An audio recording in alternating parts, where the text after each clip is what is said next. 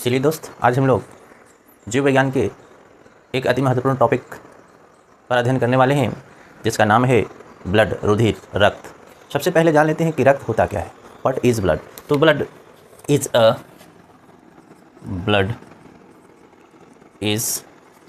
अ liquid connective tissue. रक्त एक तरल संयोजित ऊतक है जो हमारी रक्त वाहिनियों में सदैव प्रवाहित होता रहता है। रक्त एक तरल संयोजी ऊतक है।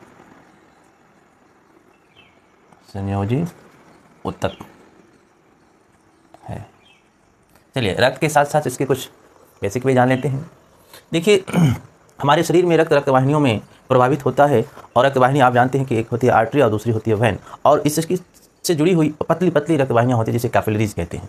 चलिए, तो इसके साथ हम लोग ब्लड प्रेशर, ब्लड शुगर भी देखते चलते हैं। चलिए, पहला जान लेते हैं कि यह हमारे शरीर में पाया कितना जाता है। Volume of blood.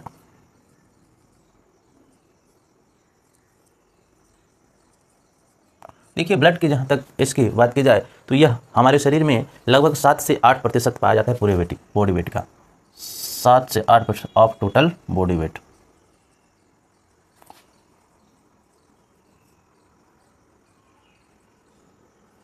ये पूरे बॉडी वेट का 7 से 8% पाया जाता है। दूसरी चीज़, हमारे शरीर में ब्लड शुगर कितना होता है ये जान लेते हैं। ब्लड शुगर कितना होता है। चलिए, ब्लड शुगर।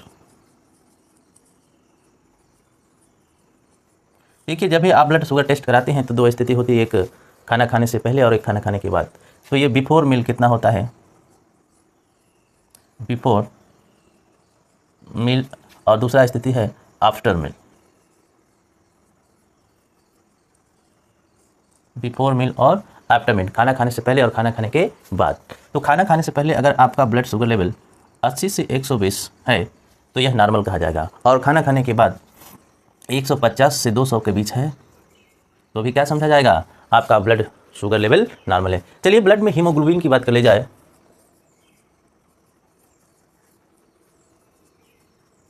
देखिए, हीमोग्लोबिन एक पिगमेंट है। Due to this our blood look red in colour. सवाल यहाँ से तो बड़े ही सवाल पूछे जाते हैं कि रक्त का रंग लाल क्यों होता है। तो रक्त हीमोग्लोबिन के कारण ही लाल होता है, और यह एक रेस्पिरेटरी पिगमेंट है जो श्वसन में मदद करता है। इसी हीमोग्लोबिन के साथ ऑक्सीजन मिलकर ऑक्सी हीमोग्लोबिन का निर्माण करती है और शरीर में पहुंचा दी जाती है रेस्पिरेशन के लिए। चलिए, तो जानते हैं हीमोग्लोबिन कितना पाया जाता है। तो देखिए, हीमोग्लोबिन औसतन 14.3 mg प्रति 100 ml, ये नॉर्मल स्थिति है, ये औसत है इतना तक। देखिए, पुरुषों में कुछ ज़्यादा और महिलाओं में कुछ कम पाया जाता है, तो ये बात की बात है। इसके बाद हम लोग ब्लड प्रेशर भी देख लेते हैं। ब्लड प्रेशर, देखिए, ब्लड प्रेशर भी दो होता है, एक होता है सिस्टोलिक और एक डायस्टोलिक। तो ब्लड प्रेशर जो नॉर्मल होना चाहिए वो होना चाहिए 120/80। जब हार्ट पंप करता है उस समय का जो ब्लड प्रेशर है वो 120 होना चाहिए, Hg पारा के दाब के बराबर। और जब शरीर से ब्लड वापस हार्ट में आता है तो उस समय का जो प्रेशर होना चाहिए वह 80 होना चाहिए। देखिए, उस समय प्रेशर कम होता है क्योंकि इस समय शरीर के विभिन्न भागों से इस ब्लड को वापस लाया जाता है। तो ये रहा आपका। इसके बाद हम लोग जानेंगे क्लासिफिकेशन ऑफ ब्लड, रक्त कितने प्रकार के होते हैं।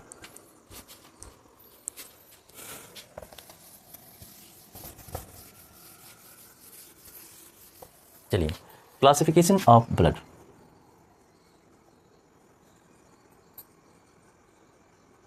क्लासिफिकेशन ऑफ ब्लड, रक्त का वर्गीकरण।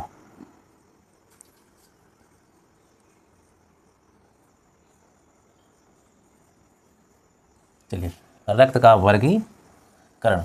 चलिए, देखिए, रक्त में जो कंपोनेंट्स पाए जाते हैं वह पहला है, रक्त का एक भाग सॉलिड होता है और दूसरा भाग लिक्विड होता है। तो जो लिक्विड भाग होता है उसको कहते हैं ब्लड प्लाज्मा। क्या कहते हैं भाई? Blood plasma. जो पूरे रक्त का 55% भाग होता है, कितना होता है? 55%। और दूसरा जो होता है ब्लड कर्पसेल्स, जिसको आमतौर पर ब्लड सेल्स कहते हैं।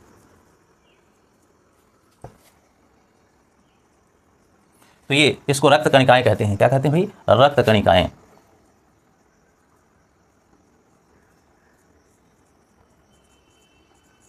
रक्त कणिकाएं।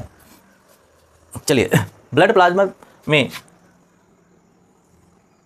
92% वाटर पाया जाता है। क्या पाया जाता है भाई? 92% वाटर, और 8% जो होता है वह organic and inorganic substance. Organic and inorganic, organic substance ये पाए जाते हैं। अब ब्लड कॉर्पस्कल्स की बात की जाए तो ब्लड रक्त कणिकाएं 3 प्रकार की होती हैं। पहला जो है वह है RBC, RBC जिसको कहते हैं रेड ब्लड कॉर्पस्कल्स। क्या कहते हैं? Red blood corpuscles. दूसरा है WBC, वाइट ब्लड कॉर्पस्कल्स। और तीसरा है प्लेटलेट्स। प्लेटलेट्स इसे कहते हैं रक्त बिंबाणु। क्या कहते हैं? रक्त बिंबाणु। चलिए देखिए, आरबीसी को इरिथ्रोसाइट्स के नाम से भी जाना जाता है। देखिए इसको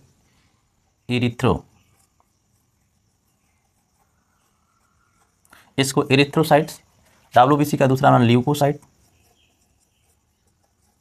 और प्लेटलेट्स को थ्रोम्बोसाइट।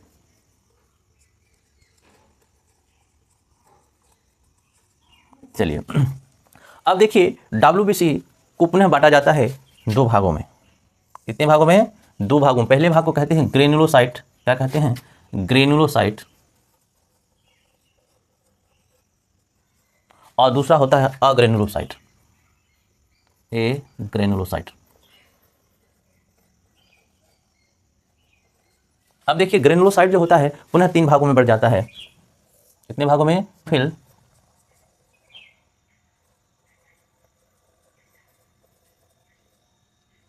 इसिनोफिल्स, बेसोफिल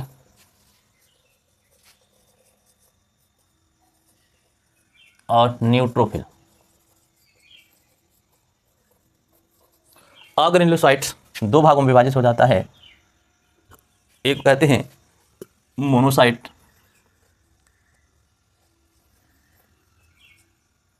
क्या कहते हैं भाई? मोनोसाइट्स। और दूसरा कहते हैं लिम्फोसाइट। क्या कहते हैं? लिम्फोसाइट। तो ये आपके ब्लड के प्रकार, जैसे भी आप ब्लड का रिपोर्ट देखते हैं तो ये सारी चीज़ें इसमें मेंशन होता है, तो आप नहीं जान पाते हैं कि है क्या। आरबीसी, देखिए लाल रक्त जो कणिकाएं होती है वह गोलाकार, उभय अवतल, अर्थात बीच का भाग पतला और किनारे का भाग मोटा। कहने का मतलब ऐसे ये संरचना होती है। ये लेंस आप पढ़ेंगे ना, उत्तल लेंस अवतल लेंस, तो उसी तरह का होता है, तो उभय अवतल होता है। आरबीसी के साइटोप्लाज्म में एक प्रकार का रेस्पिरेटरी पिगमेंट जिसको हीमोग्लोबिन कहते हैं पाया जाता है। देखिएगा, ध्यान दीजिएगा, आरबीसी जो होता है इसमें स्तनधारियों के आरबीसी में न्यूक्लियस नहीं पाया जाता है। इसकी संख्या की बात कर ली जाए तो मेल में इसकी संख्या 5 मिलियन लगभग 50 लाख पर क्यूबिक मिलीमीटर होता है, और फीमेल में इसकी संख्या कुछ कम होती है तो 45 लाख पर क्यूबिक मिलीमीटर होती है। चलिए इसके जीवन काल की बात कर ली जाए, लाइफ स्पेन की बात कर ली जाए, तो यह इसका जो जीवन काल होता है वह 90 से 120 दिन का होता है। कितने दिन का होता है? 90 से 120 दिनों का होता है। ठीक, डेज का होता है। इसके बाद यह जो आरबीसी होता है लीवर और स्प्लीन में क्या होता है? नष्ट हो जाता है, और इसके मरे हुए आरबीसी से ही पित्त का निर्माण होता है। चलिए देखिए आरबीसी का फॉर्मेशन कहाँ होता है। देखिए आरबीसी का जो निर्माण होता है वह हमारे शरीर के अस्थि मज्जा में होता है, जिसे कहते हैं रेड बोन मैरो। कहाँ होता है? अस्थि मज्जा में, लाल अस्थि मज्जा में। इसके अलावा जो आरबीसी का निर्माण होता है किडनी, लीवर और स्प्लीन में भी कुछ मात्रा में होता है। देखिए इसके फंक्शन की बात कर ले जाए तो जो आरबीसी होता है इसमें ही रेस्पिरेटरी पिगमेंट हीमोग्लोबिन पाया जाता है। इस वजह से यह ऑक्सीजन और कार्बन डाइऑक्साइड का परिवहन करता है। किसका परिवहन करता है? ऑक्सीजन और कार्बन डाइऑक्साइड का परिवहन, ट्रांसपोर्टेशन करता है। दूसरा चीज, आरबीसी रक्त में अम्ल और क्षार संतुलन बनाए रखता है। तीसरा, यह रक्त की सांद्रता को बनाए रखता है। चलिए देखिए डब्ल्यूबीसी, व्हाइट ब्लड कॉर्पस्कल्स। पहले कंपोजिशन देखते हैं। डब्ल्यूबीसी केंद्रक युक्त, रंगहीन और बड़े आकार वाला होता है। इसकी संख्या की बात की जाए, आरबीसी काउंट की बात कर ली जाए तो यह 5000 से 8000 क्यूबिक मिलीमीटर पर मिलीमीटर पाया जाता है। इसकी लाइफ की बात कर ली जाए तो इसका जो जीवन काल होता है 1 से 15 दिन का ही होता है। कितने दिन का होता है? 1 से 15 दिन का होता है। इसके बाद हम लोग जान लेते हैं प्लेटलेट्स। देखिए प्लेटलेट्स को जान लेते हैं, प्लेटलेट्स या थ्रोम्बोसाइट्स। प्लेटलेट्स जो होता है रंगहीन केंद्रक युक्त गोलाकार या अंडाकार होता है। इसका जो जीवन काल होता है वह 5 से 10 दिन का होता है। कितने दिन का? 5 से 10 दिन का। इसके मुख्य कार्य की बात कर ली जाए तो यह रक्त जमने में मदद करता है, ब्लड क्लॉटिंग के समय यह प्लेटलेट्स काम करता है। दूसरा इसका कार्य है यह स्तनधारी रक्तवाहिनियों की जैसे क्षतिपूर्ति रिपेयरिंग भी करता है। तो इस तरह से हम लोग बड़ा ही कम समय में रक्त के बारे में पूरी जानकारी ली। हमें उम्मीद है कि यह वीडियो आपको अच्छा लगा होगा। धन्यवाद।